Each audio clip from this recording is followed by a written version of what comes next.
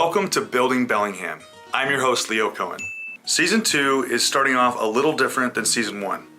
We're not in the studio and our conversations are live streamed onto the Building Bellingham Facebook page before they make their way here. We're a little rougher around the edges, but the core is the same. Honest conversations with local entrepreneurs, talking about challenges, failures, and the effort it takes to build a successful business. Join me as we dive into the story behind one of Bellingham's biggest brands.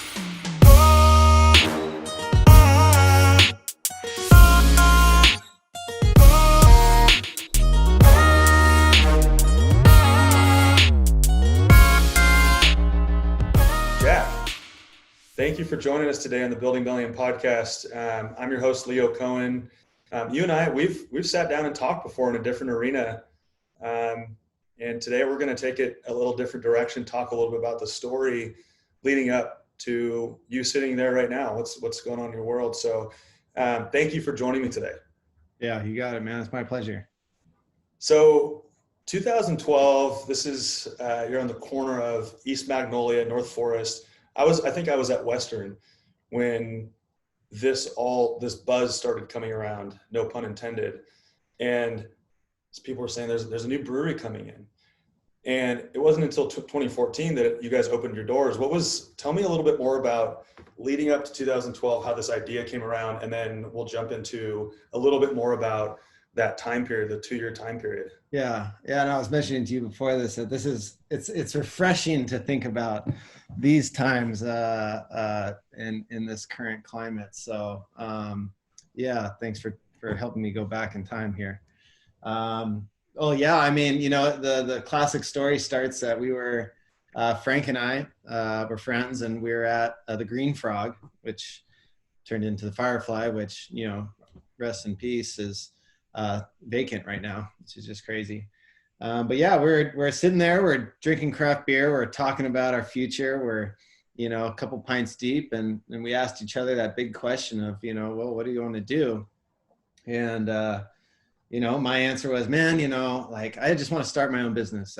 We got so many talented friends in this town. We got so many great thinkers, so many talented people. I'd love to, create a team and start a business. I don't really know what, maybe something creative, maybe something that produces a product that people like to buy, not have to buy, like insurance or something like that. So I just kind of left it at that and switched the question over to Frank. And he said, my dream is to be a head brewer at a microbrewery. Of course, back when, you use the term microbrewery. Buzzword. yeah, right. And it literally, I think I just went right back to him. I was like, well, you want to start a brewery? And we're like, yeah, haha. And I was like, I'll call you the next day. And sure enough, when I gave him the call, he was really surprised that was a real thing. I think friends talk a lot about their dreams to each other. And I said, no, I wasn't messing around.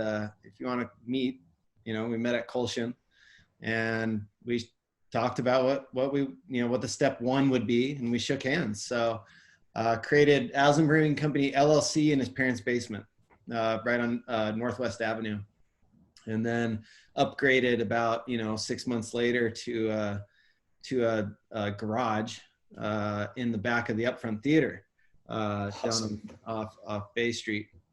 Yeah, and it was from there that I had just a little bit of money to get like beer ingredients, get a couple little stainless homebrewer fermenters, and Frank brewed every day as often as he could, while I worked on a business plan with him and created kind of a plan, a logo, all this stuff. And one thing led to another, and convinced the local bank to support us, and boom, warp to September, a year later. It was 1 year later, basically, after we shook hands, that we got keys to that building on North Forest. And then about 8 months after that, we opened our doors in May of 2014, and it has been an absolute whirlwind and roller coaster, and a lot of ups and some downs. And hey, we're still alive today. We got 3 locations now. Our brew pub's still rocking. All of our beers produced at that brewery. We have the depot a block away that stores all of our barrel aging programs. So, we fill barrels up at the brewery and bring them down and age them down in that space. And that's where we have our tap room. And then of course we got last year, about 13 months ago, we opened up our spot in the Fremont neighborhood in Seattle, which is just like a tiny shotgun bar that shares a space with Local Tide, which is my best friend from high school's first brick and mortar restaurant, and kind of sharing the building with Evo and Revel and a bunch of cool cats down there. So life's crazy, and we're getting through it now. So that was kind of the warp speed version of how I'm sitting here today, for sure. I'm sure there are a couple more steps in there that you didn't mention, but so tell me about you. Where are you from? How did you meet Frank? And you guys this is one of your close friends, right? So let's work back a little bit from that handshake after the conversation that you thought was just a dreamer conversation that turned into a real, no, let's do this conversation. How did you meet Frank? Who are you? Where are you from? Yeah. So I'm born and raised in Seattle, real Seattle, not like, an outlier city. I grew up by UW. And I thought I was going to spend my whole life there. I was obsessed with Seattle. I still am. I love Seattle. But, my dad was a businessman. My mom was a CPA. Working downtown, it was like, that's what I thought you did, was you got a job downtown and wore a suit and you did that thing. Went to school in Claremont, California, studied economics and psychology, fled LA, came back to here with a job lined up in Microsoft. And I quit before my first day. I lasted about 6 days in Seattle before I went to Bellingham. And I went to Bellingham to follow a girl. She's now my wife. So I think that was ultimately a good choice. Worth it. Yeah. But when I got here, man, it was like this whole shock. I ate fast food. I didn't really care what was in my shampoo. There's this whole change that when I came to Bellingham, you start knowing about this stuff. I started shopping at the co-op. My girlfriend came home from Western at the Huxley School of the Environment and started dumping out all our shampoos that had petrochemicals and all our food that had corn syrup in it and all this stuff. And it was like, no, from here on, we're gonna, vote with our dollar and start buying locally whenever possible, supporting independent shops. And really that culture just came here. So we met like-minded friends, and that's where I met Frank. I was at a house on High Street, amongst all the college students. But I met this group of people that were part of the No Work, No School Club. And this was a very educated, talented group of friends, men and women, who had just graduated college, who couldn't get a job in Bellingham because there just isn't very many jobs here. And yet we were all just kind of playing. So we got to be friends first and kind of trust each other that way. And that's where I got to know Frank and his brother Bo and Pat Haynes, who also contributed to our start as well. And, that night that we were at the Green Frog just came out of nowhere, really. I mean, we didn't really talk about beer before then. We all drank beer. We loved beer. We thought there was this gap. There's this missing element in local craft beer. And, we didn't like the really sweet IPAs, and we didn't like how, much caramel malt was being used in a lot of West Coast brewing. So that kind of started this whole thing. And I think when you find out that you share something like beer with somebody, it brings you pretty close pretty quick. Absolutely. Especially if you have multiple, right? Yeah. Mm-hmm. So, okay. So you had this shift because your whole upbringing was with, very, very similar to me, and I'm from Seattle as well. And one of those things is you see how your parents have done it, and it's not that it's right or wrong. It's just a generational thing. And you had this start at Microsoft, and you had you said 6 days in, and you said, no way. Tell me why was it a no in that moment that wasn't the right, maybe it was just Microsoft, or maybe it was that Well, corporate world. I'd be lying if it wasn't the girl that was on my mind. Uh, so, Megan definitely, you know, I was doing this whole, oh, I'll work in Seattle and you'll be up there at school still. And then on weekends we'll shift. And she's like, hell no, I'm not doing. I was like, oh crap. So I'd be lying if that wasn't it. But honestly, when I went to Claremont, which is one of the best economics programs in the nation, and I was really lucky to go there. It's also a very conservative program down there. I mean, my Gov 101 teacher was Professor Yeoman, who's Ronald Reagan's right-hand man, like literally wow, was Ronald Reagan's advisor. And so he taught without looking at a book. He just sat there with his hands behind his back and talked.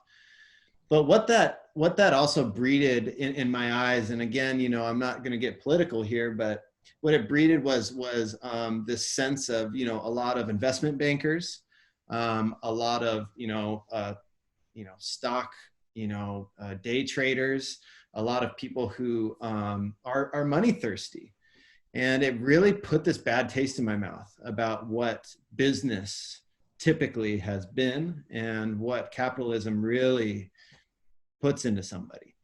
And, you know, when you find out about companies like Patagonia, you know, when I found out that, about Hopworks, which I started freaking, like, I loved this organic brand or B Corp. I was like, what is this B, you know? And it, like, this whole triple bottom line business came out that, like, okay, I can take this and I can twist this. Like, business is business, but you can use business as a force for good.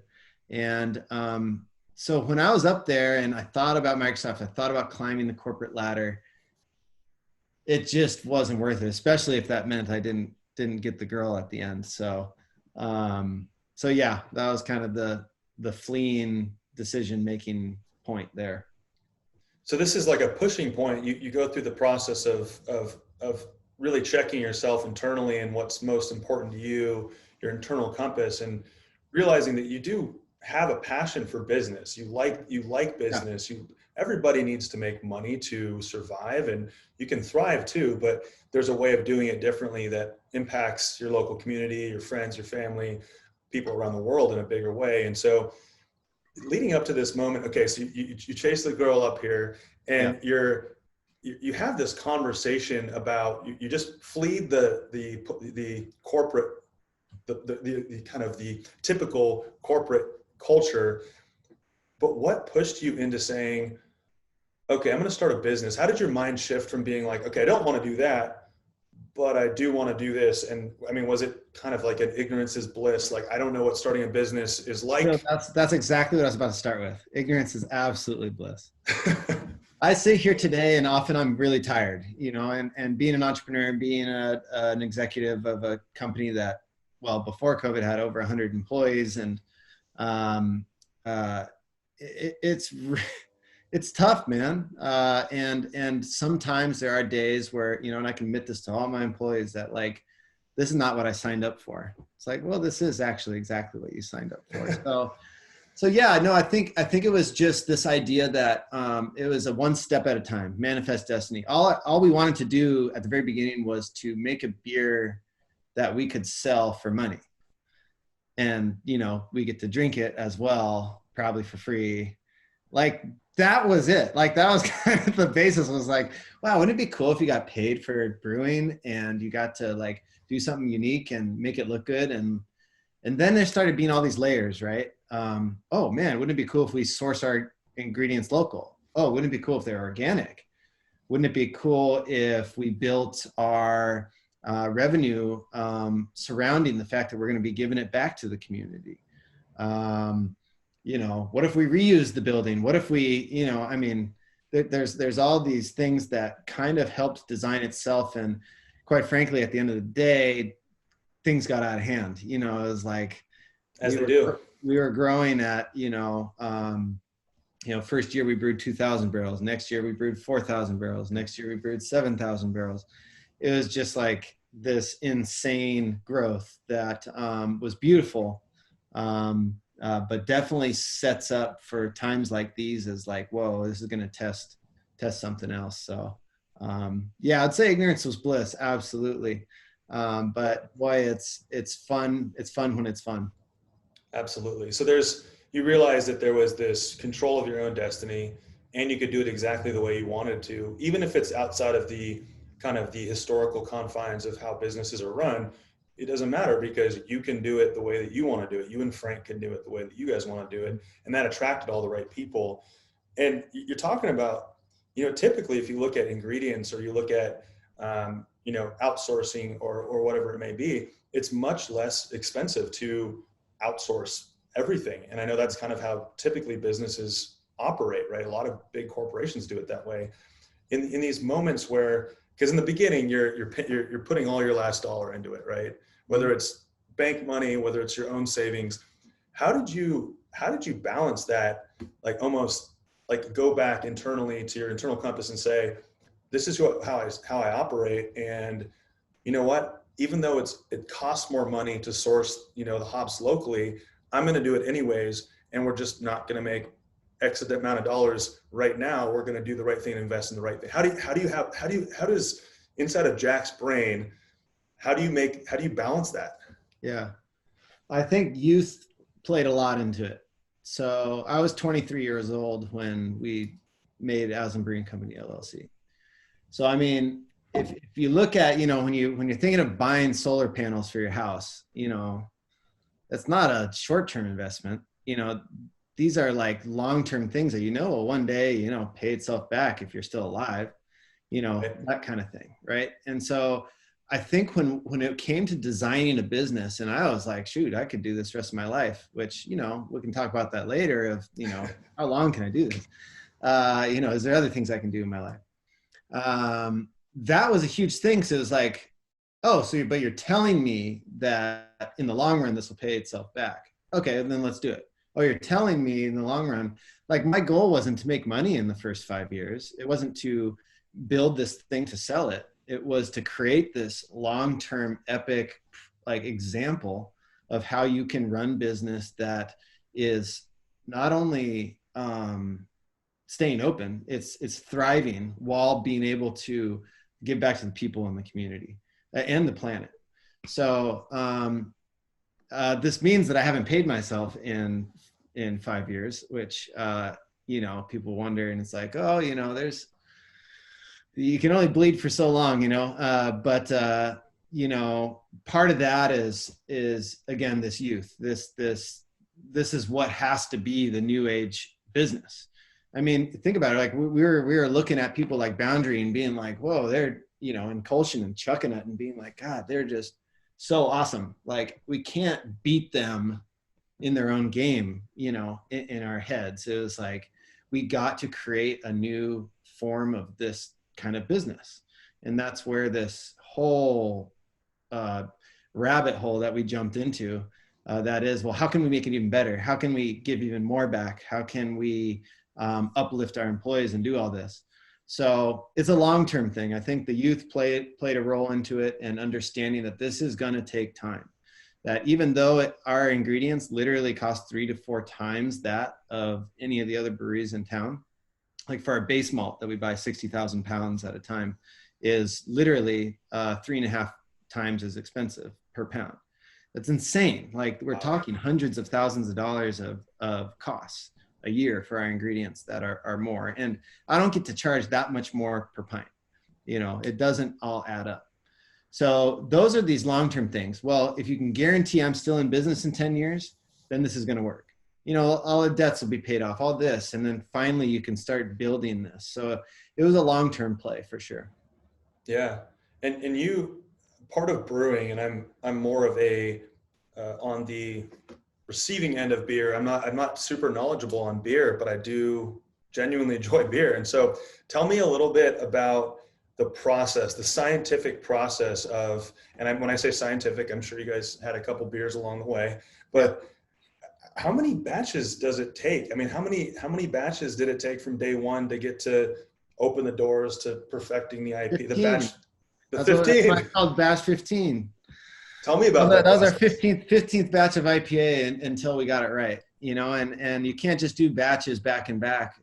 Think about it. That's like 6 months, 4 months into your production that we felt like we got a handle on this. Hey, if you go back to Yelp into 2014 and those first months that were open, there are some scathing reviews. I mean, people just, I think it had to do a little bit more with maybe we're the new guys in town. They thought that, we wrote a check and this thing just happened. We're taking over their favorite brewery in town. Of course, now there's 13 breweries in town, but that's beyond the point. It takes time, and we didn't have a pilot system. We had a 5-gallon homebrew system that when we tried to scale up to a 500-gallon system, nothing scaled up, right? So it took time, and this is where the giving back to the community and making sure that you're taking care of the community that is responsible for your success came in handy, because people were coming back to try us out even after they may have had a less than satisfactory beer experience. And it takes time. And then you start winning awards, you start figuring it out, efficiencies gain. You actually start setting the tone for what a quality control program looks like. We have one of the most, or we have the, one of the, what I would say, one of the things I'm very, very proud of is Aslan's quality control program, and having one of the, highest tech QC programs in the state. We have been approached by breweries around the nation for information on our data and how we do things. And so it's really, really awesome to see that progression from home brewers to professionals. And, I got to give Frank a lot of credit. I got to give our whole team a lot of credit. I mean, we hired scientists, to come in and be our brewers. It's insane, but all 7 of our brewers right now have chemistry or biology degrees. That is not what usually your brewers come from. And it is really cool to have that background and have education really lead it. And we'll always kind of have this chip on our shoulder from those early days where people were saying, oh, what's going on? Like, oh, Aslan beer, it's da-da-da. It's like, we got to prove ourselves. And I think that we did. So, but brewing with organic ingredients is tough. We don't get those sexy hops that everybody gets. We get like a 10th of the selection of everyone because it has to be certified organic. And that kind of puts you into, this hole. You can't even use certain ingredients that 90% of all breweries use, like zinc, which is kind of a yeast nutrient, is literally not on the national list for organic food processing. So we can't use zinc, which I still don't get because it's a freaking element. Like, what do you substitute for zinc? Yeah, like, come on, like, oh, we had to find, all sorts of other kind of mediums that followed some kind of plant-based derivative that, is approved by the USDA. So what's cool is that it does paint this greater picture of, yes, you do need to try harder. If you're going to put an organic logo on it, you got to work for it. And so it doesn't come easy. It costs tens of thousands of dollars a year just to run that program. Every single beer we submit, we have to submit a new formula, a new label, a new everything that has to go through this whole process. So, brewing restricts us. We can't be as flexible with, oh, let's brew this beer last minute because it's got to get approved by the WSDA. I mean, there's a lot of things that hold us back that make us even more proud when those awards and accolades come in. Yeah. Well, and you had mentioned something about early on about getting scathing feedback. Yeah. Tell me about your initial reaction to some of those. I mean, obviously, you guys had worked on the beer, the batch 15 to probably more than 15 times. It was, but it was 15 batches up until that point. Yeah. How do you deal with feedback like that as an entrepreneur, as a business owner that's proud of what you're doing? Someone smacks you in the face and says, this sucks. And you go, okay, how do you react to that? You learn to not check Yelp before you go to bed. That is the one thing that I always will tell someone who just opens a new spot. Don't check these reviews right before you go to bed, because I've had many sleepless nights because of that. And you know, in our head, we're trying our hardest. We are good people. We are working our asses off. And then it comes to that, and you're just like, dang it, you know, like, wow. Like, and they can still just have no sympathy for anything you do. But sometimes they're right.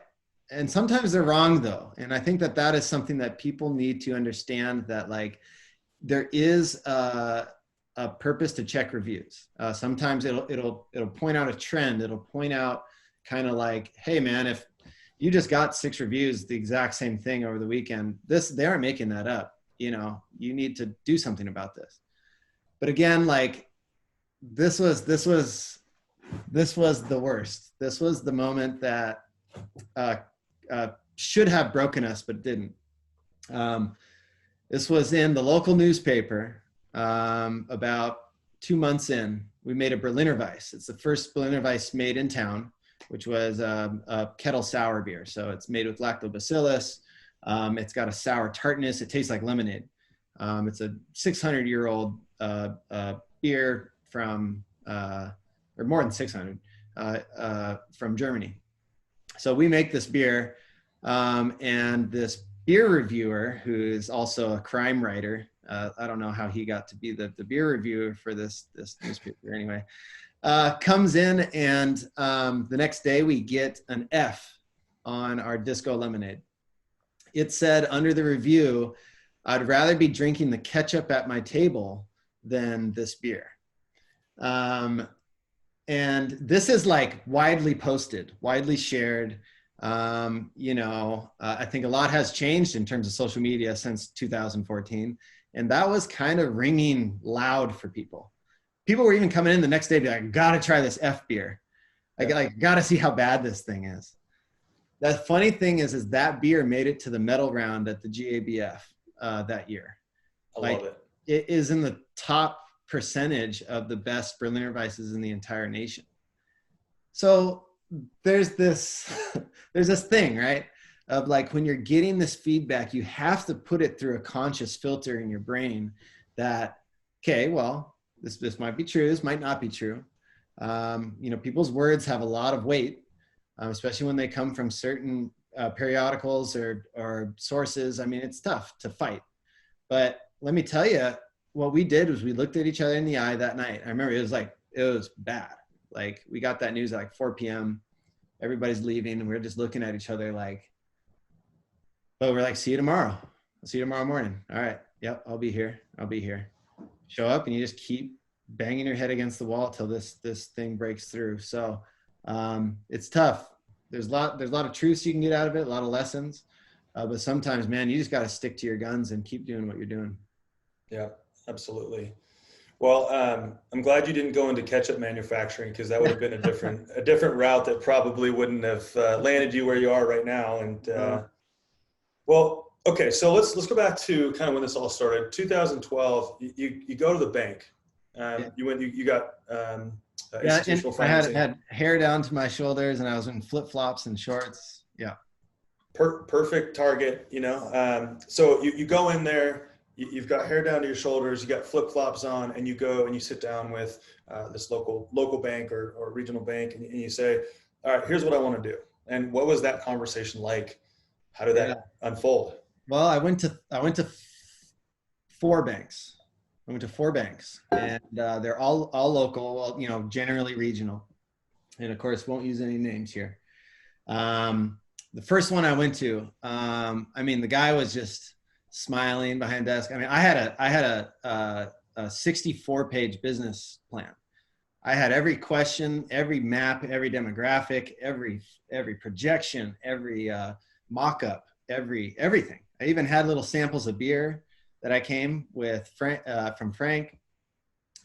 And, you know, the first one, I remember this guy's just smiling, like hands crossed, rocking back and forth.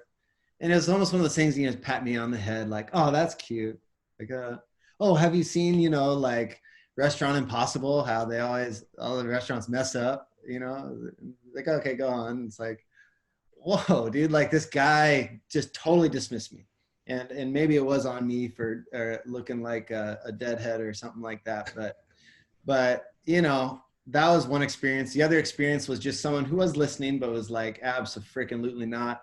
There's enough breweries in town. There's 3, man. Like, like, you know, all this stuff. And then there's, you know, one who's kind of came back to me and was fine. But there was one, and he was so awesome. And he was really listening. And he was a local guy. He lived in Sunnyland neighborhood. He got it. He understood what kind of momentum can be put behind a local business and what can be put behind like a sustainable business in this town. And how Bellingham is this perfect thoroughfare between 2 massive metropolitan cities that also care about the values of that Bellingham cares about. There was a void, and proving to him that, you know, cities like Bend, Oregon, or Asheville, North Carolina, they each had over 20 breweries in each spot. Bend being smaller than, and Asheville being just slightly larger than Bellingham. The exact same demographic, the exact same access to the outdoors. I mean, there's all this stuff that this guy just got, and he understood. So, you know, of course, I asked for enough to buy the building and all this stuff, and he's like, okay, we got to start over. I mean, I can give you enough to buy your stainless stuff, because if you mess up, that stainless is worth almost as much as it was when you bought it. So like, at least I can do that, but I can give you enough for that. So, so it was great. And it took a lot to show him, to have him build trust behind a 24-year-old at that point. You know, I'm actually still in touch. He's not my banker still, and he's shifted banks, but I'm still every once in a while touch base and was like, remember, you did this. Like, I needed this, you know? So I got an SBA loan. It has since been converted and kind of paid off and whatnot. Still with a local bank that I love. Shout out to Savvy Bank. Got a shout out to Savvy Bank. They are so rad. They have saved us as well. So anyway, I guess the lesson here is stick local. You know, these small banks are true banking relationships. You know, my dad was like, you know, that's how banking relationships used to be back in the day. You know, they trust you, and maybe the numbers didn't fully check all the boxes, but they're like, actually, this guy or gal has their stuff in order. So that has actually proven to be true still today. So you got denied, and then you just kept pushing forward because the vision was so clear. That first one was another local bank, and it just wasn't the right guy. Maybe he was having a bad day, or maybe, I don't know. So I won't always hold it against that establishment, but absolutely, it was just like, no, like, it's not even, I'll talk to someone else. He let me talk for 2 hours. As you can tell, I'm a talker. So, you know, I was just kind of like, really, man, you could have just, you know, said you're not doing breweries right now or something. So, yeah. So that gets you to the point of getting the stainless, which is all the brewing equipment. And then tell me about that timeline between when you guys actually found the space to building out the space to doors opening. What was that experience like for you? This was arguably the craziest part of the whole, like, beginning story is how we got this building. So it was Signs Plus. It was a signs manufacturing building, and you don't really need that operation to be in such a prime retail location, and they knew that. So they were looking at larger buildings down Marine Drive and had actually secured a spot. So timing is also just like part of this whole factor, by the way, is timing. The fact that all this stuff just fell into place is a lot of timing. So, you know, Signs Plus was kind of moving out. Their building owner was really wanting someone to buy the building and not lease it again. And I was like, crap, okay, I need to buy this building, you know, now. And actually got into a purchase and sale agreement because they were like, hey, we need to get this done by next September. Like, you know, this is that spring. And it's like, I got to get this done. And so I was kind of doing this purchase and sale agreement. The bank hadn't yet said, you can't get that $1.5 million loan. I mean, you know, we're not going to give that to you. And it was like this, oh crap moment. The purchase and sale agreement, we had already put a non-refundable 10 grand down on, I mean, it was this whole thing of like manifest destiny. So I had literally 7 days until that purchase and sale agreement ran out, or excuse me, the 10,000 was due in 7 days. And I had 7 days to find someone to get it, or else I was kind of screwed. And it was wild. We were having this little tasting in our little garage. Like we built up a stock of 8 beers, and it was over like ski to sea weekend. And we opened our doors. I'm sure this is fine with the LCB talking about something 6 years ago. But it was a private event. It was just our friends that showed up. And suddenly, you know, this woman shows up, and I, you know, pour her a ginger rye. I mean, we were making ginger rye back in the day. It was actually the one beer that I designed. I was like, I want a ginger rye beer. And she's like, I don't like beer. What should I drink? And I was like, you should try this. And then she goes, here you go. And we had a tip jar, of course. And she gave me $100 bill. And I was like, whoa, like, absolutely not. You know, this, just take it, it's all good. And she's like, no, I'm so-and-so. I'm that person, you know, that I think can buy this building that I heard that you need someone to buy. Wow. I was like, and what happened was, it was about 40 minutes of us talking in the corner, her having 3 ginger eyes, and she's not a beer drinker, but she was like, this like doesn't taste like beer to me. And this is awesome. Like, I love this. This is the kind of stuff you guys want to do. I was like, yeah, you know, like so-and-so. 3 days later, and like a bunch more phone calls and showing them our business model, they signed, like transferred over the purchase and sale. They sent in an unrefundable deposit. And just like that, like in a 6-day period, we found somebody to buy it. And they said, you know, name your lease price. I mean, they were just so awesome. Wow. You know, I mean, it was one of those things. It was like, well, what's going to have you succeed? And I was like, this number, which if I told anyone would be like, what? Like, you get, like, that's getting away with murder. But that helped us succeed, you know, and we had someone rooting for us. So that was insane. Like, that was a gnarly point in my life where it was like phone call, everyone being like, hell no, what are you doing? No, I'm not going to just buy this building. Like, you know, and so it worked out. We got that keys that September, and we became our own construction team. I mean, I had never put on a tool belt before then, and I was working, you know, 80, 90-hour weeks as a laborer for the next 8 months. So it was quite the transition.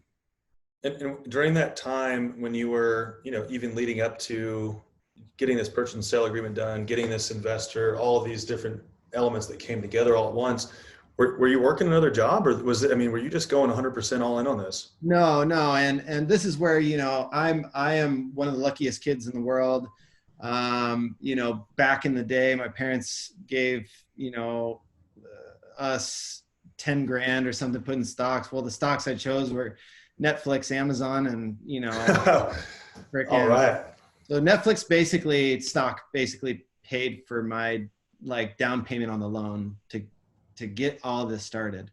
So I also like put a little aside and was like, okay, I can bleed for a year on this, you know, like, let's go, like, okay, let's do this. So, I mean, you know, I had that, but Frank had quit his job. He was on food stamps.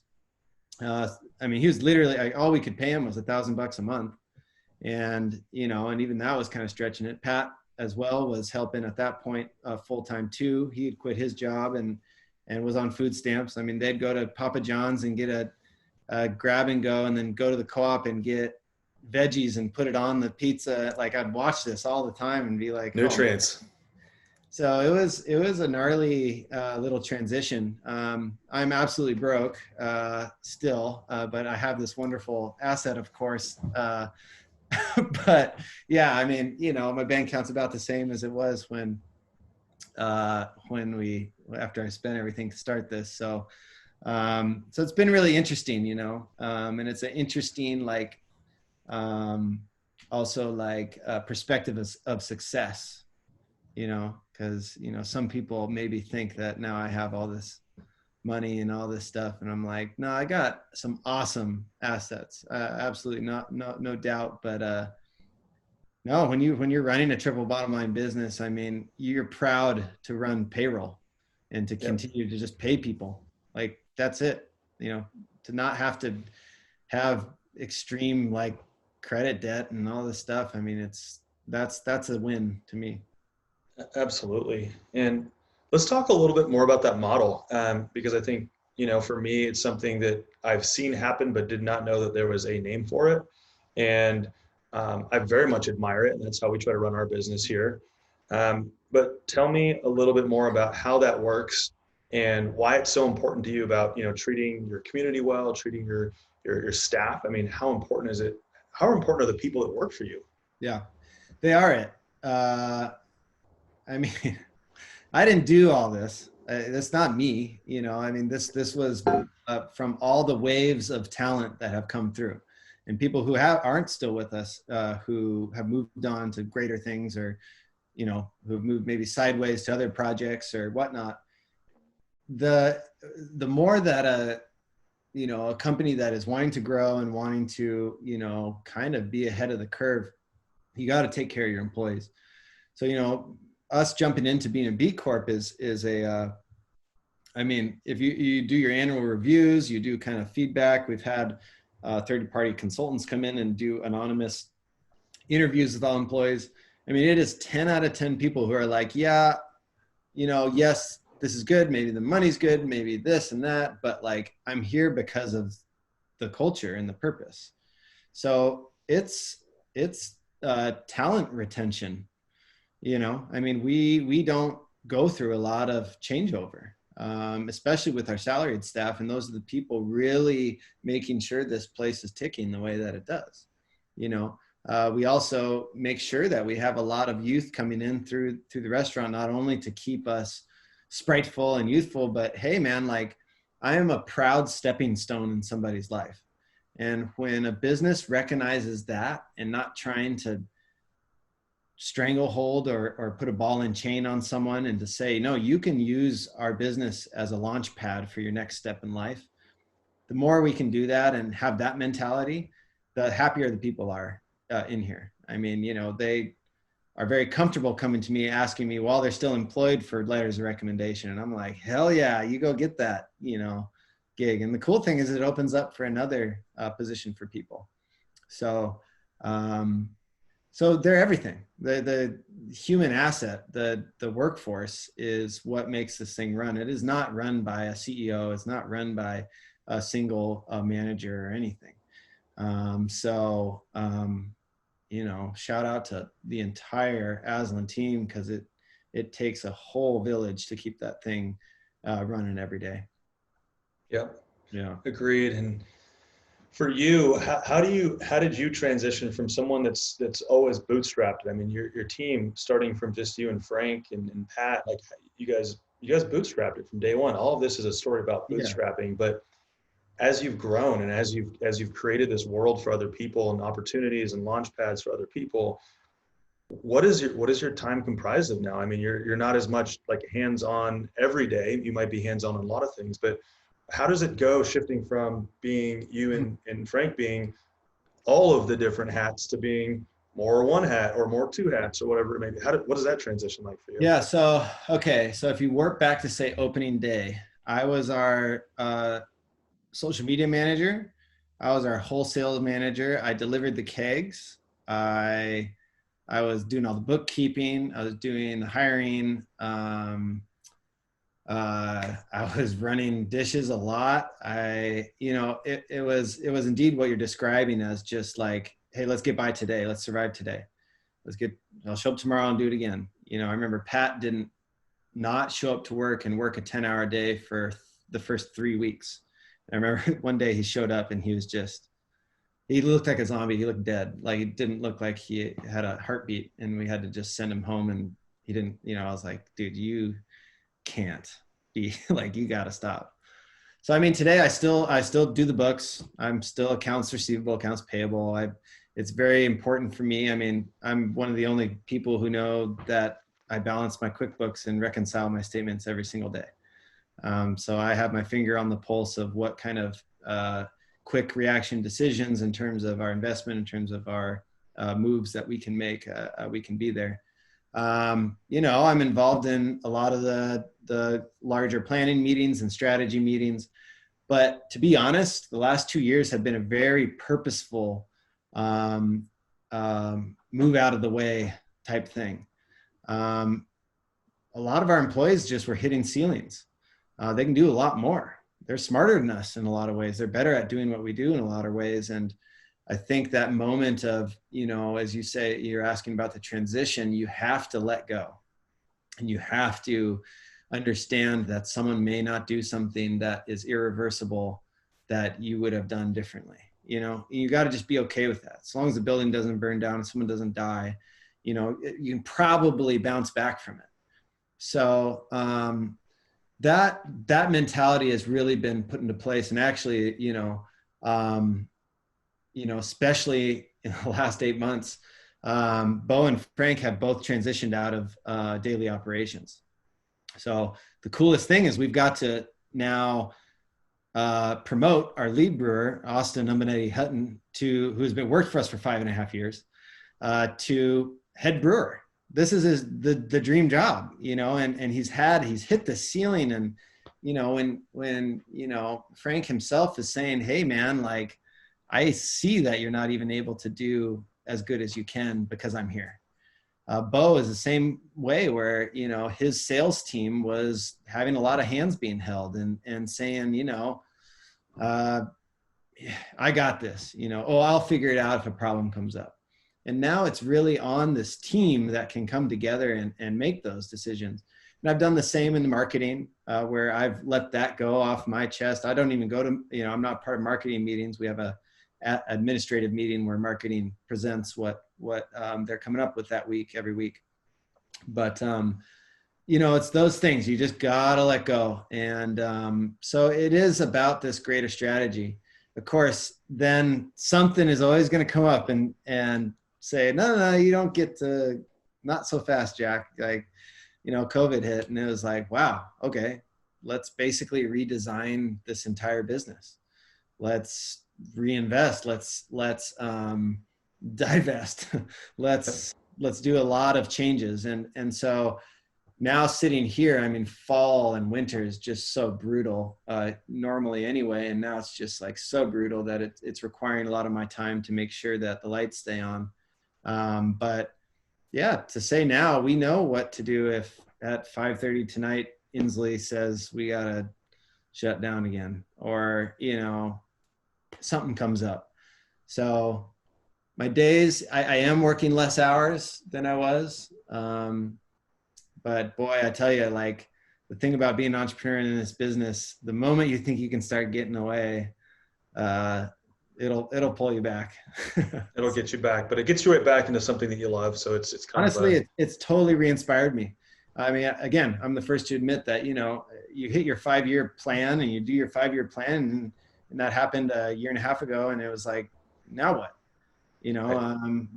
What do I do? Like, what is, I turned 30 years old, and it's like, what is life?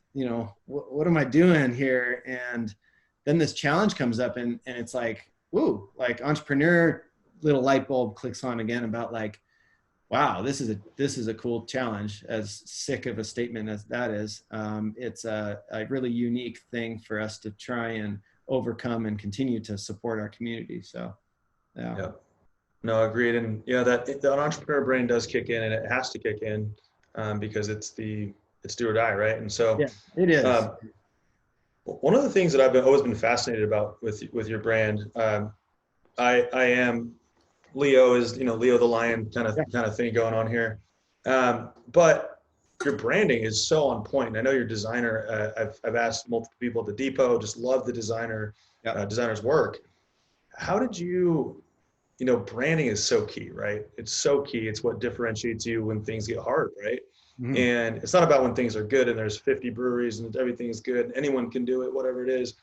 It's when things get hard and they say, you know what, today I'm going to go to Aslan, and their brain just says, this is where I'm going. This is why I associate this positive thing with your brand. Tell me a little bit more about the vision of your brand and the origin of your brand. How did that start? How did it grow into this lion? Well, just I wouldn't be able to start this conversation without shouting out our graphic designer, Austin Martin, who is just the best in the industry, in my opinion. And he, from day one, taught me about true branding guidelines, like the strictness of branding, like, never produce a public facing thing without this typeface.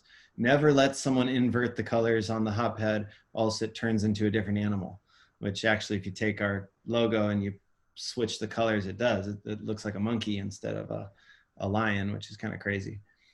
So, there's all these things that you start learning, but what it came down to was, when we decided to do an organic brewery, I grew up in Seattle, and PCC is our like organic food store, right? Mm-hmm. It was just right at the bottom of the hill where I lived. And, when you walked in, just like everything was so underwhelming. Like, the cereal didn't have the cool mazes on the back, and the fruit snacks never like looked as like fun. And, everything just kind of had this like really granola, for lack of a better word, muted vibe to it. So from day one, I mean, I also, I love things that look good. I love fashion in many ways, though I wear the same pants and shirt pretty much every single day. Me too. Your secret's safe with me. Me too. Yeah. It was really important for me to change this vibe of what an organic or health-based brand can be. And I'm sorry, like going to the co-op in Bellingham in 2012 versus 2020 now, and seeing all the different brands, go down to the chip aisle, go down to the beverage aisle. It is like, it's night and day. I mean, people have realized that just because it's organic doesn't mean that it has to have, really crappy branding. Like, it can be really sexy, and it can be really clean. It can look like a awesome, like enterprise level business. This is why people, we've heard, oh, Aslan, yeah, you guys have this huge marketing branding budget. And it's like, no, we don't. We just stuck to it from day one of, sticking to this one foolproof way of branding. And the fact that we've been lucky enough since 2012, having the exact same person as our graphic designer. He happens to be the best of the best. So it's like, we're very lucky in that way. The timing worked out. So to me, it's the purpose was to make organic sexy again, bring, sexy back for organic, if it was ever there in the first place. So I think that we did just that, and a lot of people say, why didn't you push organic more on your branding? Why don't, a lot of people didn't know that our beer is organic, and why isn't it just blasted, and the term greenwashing always came to mind of like, I didn't want anyone to buy our product because it was organic. I wanted them to buy it, really enjoy it, be satisfied with it, maybe buy it again. And then on the third time you buy it, you go, holy crap, this thing is organic. That's insane. Yep. That to me has a longer lasting thing, because you're buying it because you actually like it, not just because it's good for the world, So I've been challenged on this a billion times. And actually just this year, we started a new campaign, a Drink Organic Beer campaign. And we are hanging our hat on that, because you know what? We bust our butts to make organic beer. So I do think it's about time to, really push and remind people, hey man, this is an organic product. Seattle people, our beer is $13.99 on that shelf because it's an organic product. That's a high quality product. So, how you can support a cost like that, make it good, make it look good. Quality, of course, is a whole nother, subject, but, on the topic of branding, the first sip everybody takes is with their eyes, right? And so, when you walk into the space, when you walk into our tap rooms, we've made sure everything looks dialed and sexy, and there's plants everywhere, like my house, same goes with the can. The moment someone is walking down that aisle and they're like, that, I want that. I already like that beer.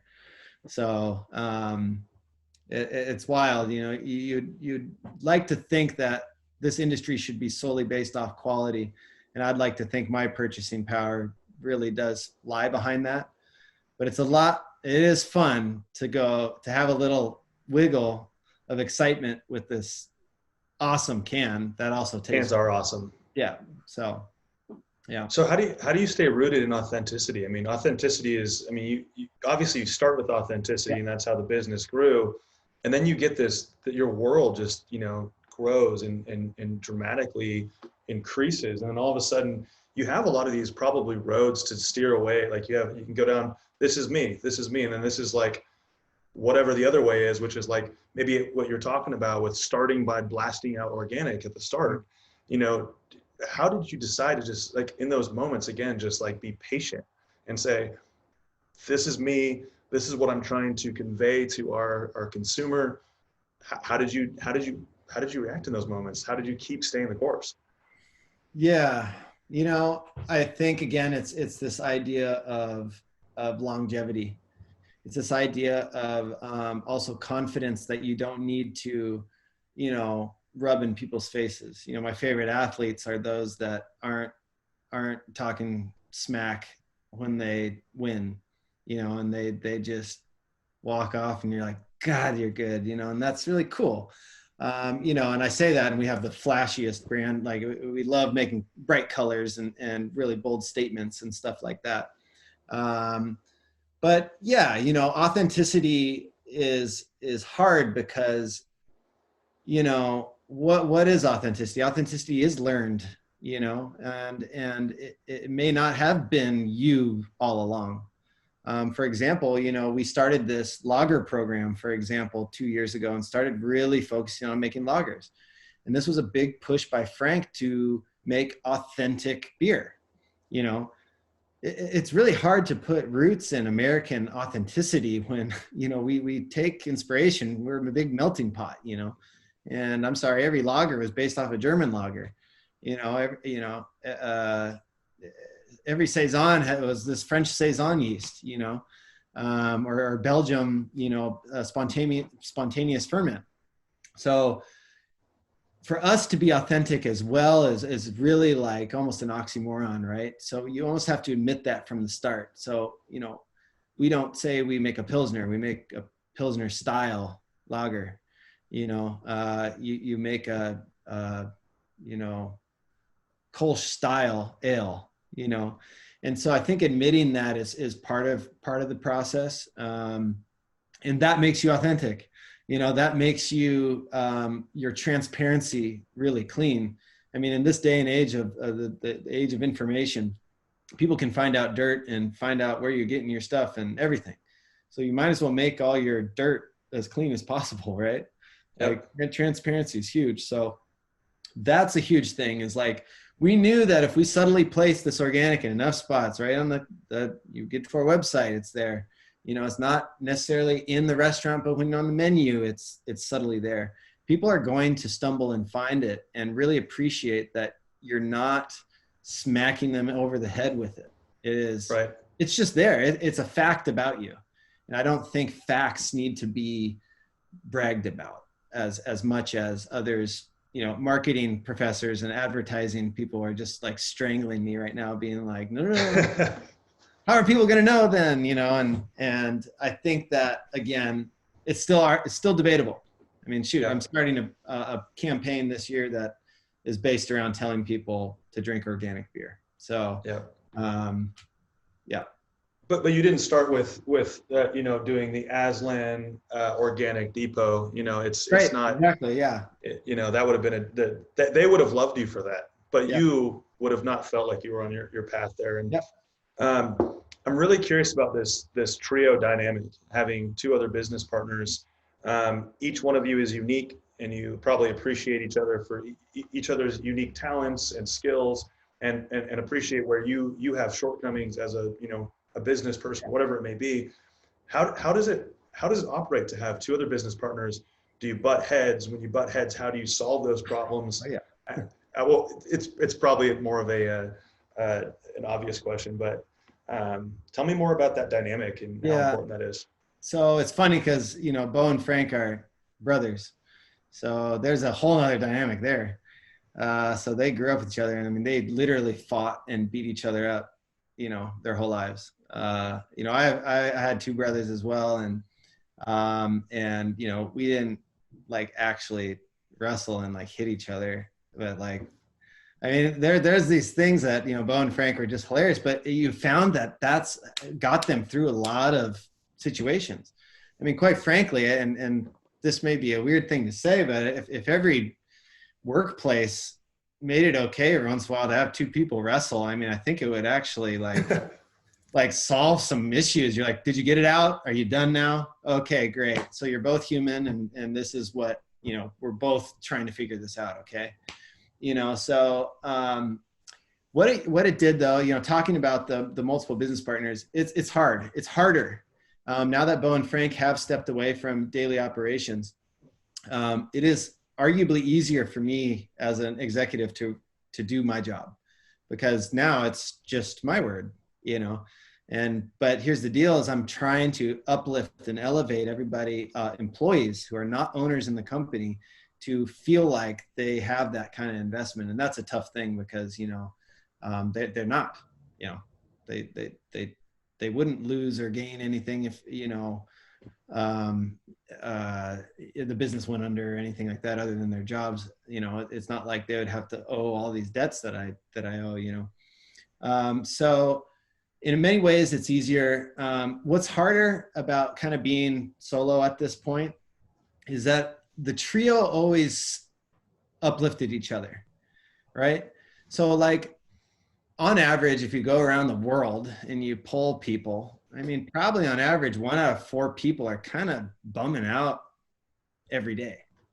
Like that's the way I kind of have seen it. I mean, the world's life is hard, and it brings people down. And what having multiple other people is like, it always seemed that if somebody was down, at least one of the other two were like popping into the room being like, all right, boys, like, how are we doing today? Da, da, da. And you're just like, oh, wow. Like, thanks. I can't go on like this today with you Yeah, acting like dude, that. I can't do this. You're right. Yeah. Like everything's fine, So I think that kind of camaraderie and that kind of brotherhood helped us specifically.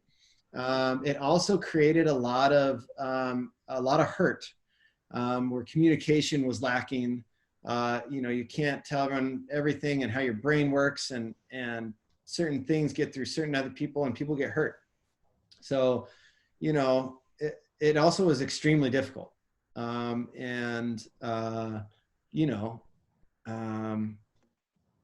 Ultimately led to, what at the end of the day had us be like, you know what? I think we fulfilled as a trio what we needed to do as a team here. It's time to uplift a couple employees, and I'm still here and loving what I'm doing. So it's interesting. We started business as friends, and that's like the number one thing that other entrepreneurs tell you not to do.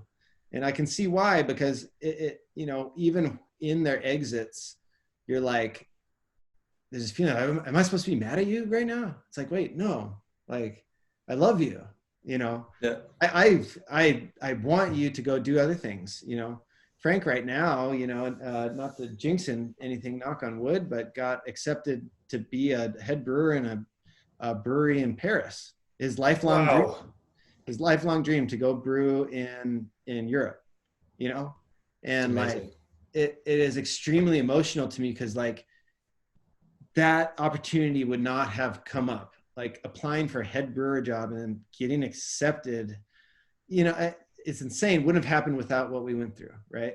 So like, this is okay. And it's, again, circling this back to this conversation about, it's okay that Aslan isn't the end all be all. It's okay to be a launch pad for people's lives and success. And that mentality keeps Aslan fresh. And that's why I think we'll always be relevant. That's why I don't think we're going to get dated. That's why I think that, this fresh ideas, fresh blood doesn't cause stagnancy. I think having me at the top of this business forever is a bad idea. I think having anyone at the top of any business is a bad idea, maybe other than a couple insane CEOs out there that just continue to kill it. But I don't think that's me, you know. At this point I love what I do. I love the people I work with. I love the challenge, despite how messed up this challenge is. Um, I'm in, but am I going to be doing this the rest of my life? I shouldn't be. And that's my belief. I don't think I should, whether I want to or not. So you being solo now, what's your constant? What is the recharge point for you to say I can come back every day? I mean, I know you mountain bike. Yep. What are the things that you like to do that recharge you and bring you back to your full energy at the business? Yeah. I mean, I have a small group of friends that I have kept, my COVID group, whatever you call it, your group that you are kind of have been seen for, the only group you've been seeing for the last 6 months, and their support, even on Zoom, and you and I were talking about how kind of sick of it. It's like, there is that other side that we've actually established more communication than we ever have through FaceTime, digital FaceTime. So I think my immediate community is my mental haven. I also go to therapy once a week, and Very I important. think, and I'm really proud of that. I think everybody should go to therapy. No matter what kind of support system you have, no matter if your wife is always there to listen to you, they shouldn't bear the full responsibility of listening to you, Yep. of digesting your feelings and digesting your energy. It's massive what therapy has done for me, to the point of inspiring me eventually someday to become a therapist and go back to school and get my master's in psychology and figure out how to have that become part of my life. And when that'll happen, who knows? I can do that at any point, really. So, but yeah, staying active is huge. I played college football and I gotta get my body moving. So, I've been mountain biking like crazy. I go for runs. I go swimming a lot. I go skiing. I'm ready for ski season this year. Playing is a very, very important part of sustaining this, because, I'll be the first to admit that, boy, there are days where I just feel like I feel tired and I'm just drained, and I cannot believe that I'm going through this again. So that's okay, right? That's okay. And I think you just need to identify that. You see it and you continue to take care of yourself. Because it doesn't happen every day. There are way more good days than bad, and I think that to have anyone believe that there should be 100% good days is just not reality. So it's okay to feel down. It's okay, when someone says, hey, this week I'm feeling burnt out. Hey, that's what we got sick pay for. We've made our sick pay with our employees mean also, it's not just, hey, give us a doctor's note. It's, hey, you need a mental health day? Great. You're still getting paid today. Go home. And they come back next day and they're like, wow, I needed that. And you're like, yeah, I know. I know what you're going through. Yeah. I get it. I understand. So self-care, man, it has never been more important. I read a lot of books about self-care and about reincarnation, about souls. About all this stuff to try and make me okay with the pains of life. So that when you're feeling challenged or depleted at work, you can know that there's a way out of it. Yeah, absolutely. Yeah. Well, all of that is so important. The recharge, as a business owner, as an employee, as a human being, no matter who you are, the recharge is incredibly important. Mm-hmm. Thanks for sharing that. And as far as the future goes, I know you talked about some of your future plans. Let's say the next 3 to 5 years, what are some exciting, some things that you're excited about, if you don't mind sharing, with Aslan, the depot, and the Seattle location? Yeah. The main goal is to sustain. Okay. At the end of the day, in 5 years, I want all 3 of those locations open. That's number one goal. So, then you can kind of break it down to all the little improvements and all the awesome things that, challenges that you can do. Location by location. I mean, in Seattle, it's really simple, but I finally want to have a community that's fully up and running. I mean, we're in a building that has multiple tenants that if we're all grooving and rocking at the same time, we had 200 Evo employees above us that just aren't there.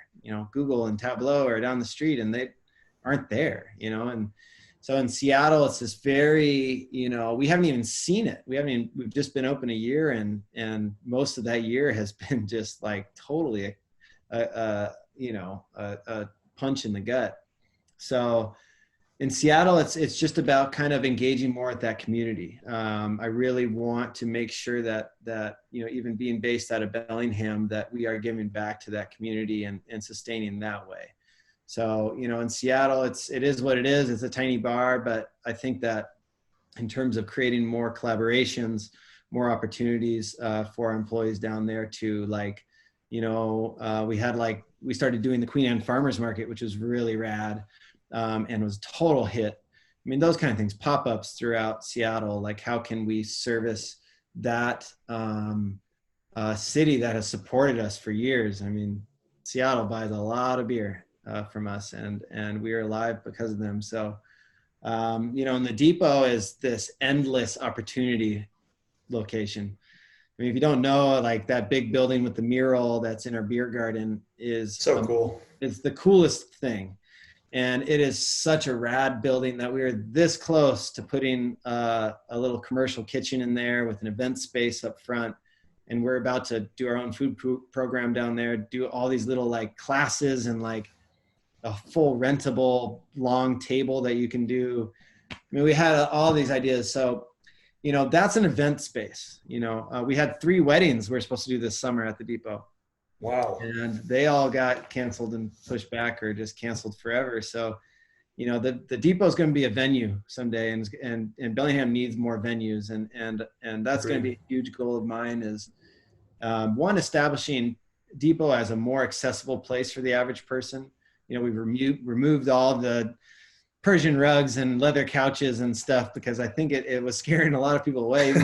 Once you're sitting in there, you're like, this is awesome. But you're like, am I supposed to be wearing a suit and tie in here? And you're like, oh crap, we're in Bellingham. So we started serving hams and Rainier and bottle and stuff to show people, hey, it's okay to lots of leather bound books and smelled of rich mahogany. Yeah. Oh yeah. So you can still do that. And so we're going to make that, that's kind of a project to do more communal tables and a lot of fun stuff there, but the depot has the most opportunity. And, there's a lot of little improvements at the brew pub that we can do, but there's something about the charm of that place that I don't want to change. I really like the communal tables. I love just the size in general, that it's big and beefy, but not too big. And, in terms of our production and our goals, it's like, this is what's been really fun is, it's always been, Frank matched with me and Bo and figuring out how to, continue to create this program. It's now in Austin's hands and his brewers and his team. And it's really cool seeing what directions they're talking about. As part of the 2021 production meeting, that was a 4-hour meeting that, we only got through half the year. And it's really fun to see. So this is the point where it's like letting go and you're handing off a lot of stuff to say, well, I don't know what that is going to turn into. But what I do have faith in is that they have their ear on the pulse. They are the pulse, in my opinion. They are the fresh blood. They are the relevancy in our industry. So, I'm just excited to see that role. Again, someday I'm going to be the old fart, and I'm not going to know what the hell I'm talking about. I think there's always people like, Ken Grossman from Sierra Nevada that I'm always just going to like jaw on the floor. Like, how'd you just continue? What did you just say to me? Yeah. Yeah. How did you just continue to be awesome? Like, as you just get older and older, like, this is so tight. Like, you're awesome. So yeah. And personally, I don't know. I don't know, man. I know that probably with 5 to 10 years, I'm not going to be in daily operations at Aslan Brewing Company anymore. For one, the good of the company, in my opinion, and because I don't believe that for me, I'm not like my dad who can work the same job for 30 years. Or like my grandpa worked for Boeing for 40 years or something like that. Like, you know, it's just not in my blood and in my heart. Could I be a part of Aslan, like really helping, you know, kind of advise and maybe being a part of the board if we could create that? And like, I mean, there's a million different roads this can go down, right? But, you know, admitting that I will be the first to admit and make sure that the moment that I can't give my full self to Aslan, that I shouldn't be there. And I think every entrepreneur needs to look themselves in the mirror and say, you know, when is that point going to happen for me? And when am I actually doing a detriment to my business? At this point, I mean, I'm stoked. I'm still there. And, you know, I don't know when, you know, when it'll happen. I just know someday I do want to dive into the world of psychology. I mean, those are the things that I've helped, you know, are the thing I'm most, if you ask, what are you most, you know, what gives you the most reward? What are you most proud of? And it is the development of the people at Aslan Brewing Company.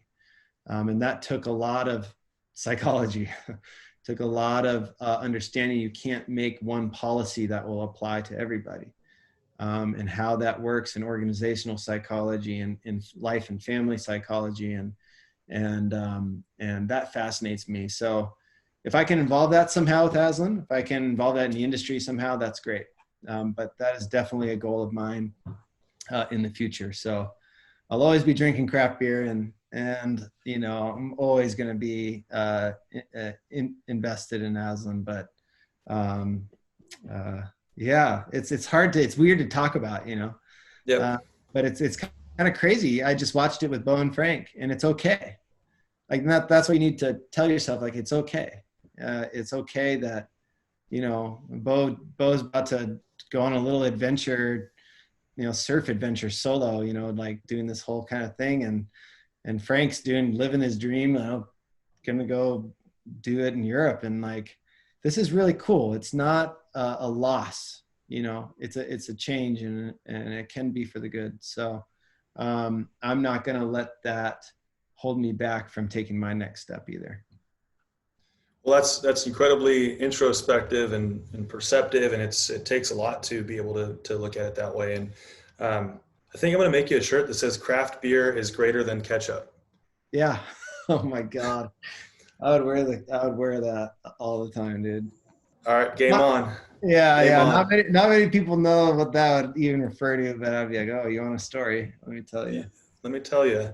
Well, Jack, thank you so much for joining me today on the Building Bellingham podcast. Thanks for being vulnerable and sharing your story and, you know, showing everybody who you are. And that's what this is all about. This is not about, you know, speaking in platitudes and putting on a front of who you want to be or what. It's just all about who you are. I mean, we want to find out who you are as a person. So thank you for joining us, and thank you to everybody for tuning in today. And if you missed it, no worries. It's recorded. You can listen to us talk on and on about all of the great pieces of craft beer. And it'll be streamed on on Apple Podcasts, Spotify, Google, Stitcher, wherever you get your podcasts, and you can find it on YouTube. And if you enjoyed this, definitely check out our page, look for more interviews. And Jack, thank you again for spending time with us today. Thank you. Heck yeah, my pleasure. Building Bellingham is a community podcast exploring leadership, challenges, failures, and business with entrepreneurs right here in Bellingham, Washington. You can watch interviews live and be the first to hear about upcoming guests on the Building Bellingham Facebook and Instagram pages. Again, I'm your host, Leo Cohen of the Cohen Group Northwest. This episode was produced and edited by Cooper Hansley and Tiffany Holden. Our logo was designed by Sam Vogt. To learn more about the team behind the podcast, search Cohen Group NW on Google, Facebook, Instagram, or LinkedIn.